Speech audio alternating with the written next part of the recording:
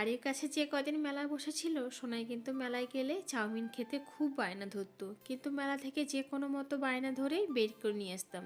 কারণ মেলার ভিতরে যে চাউমিন ভাজতো পুরোপুরি কাঁচা ভাব থাকতো, তাই বাড়িতে আজকে ভাবলাম যেহেতু বিন কড়াই গাজর সব কিছুই বাড়িতে আছে, তাই সন্ধে রাতে বসলাম চাউমিন তৈরি করতে।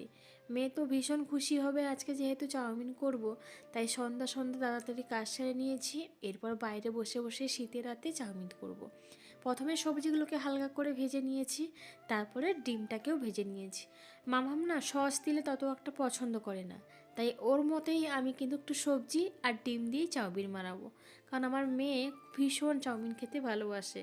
জানো, এখনও যেহেতু সব কিছু বলতে পারে, ও বলে যে আমার কিন্তু চাউমিন ভীষণ পছন্দ হয়। তাই ওরই মতো করে আজকে সুন্দরভাবে একটা চাউমিন বানালাম।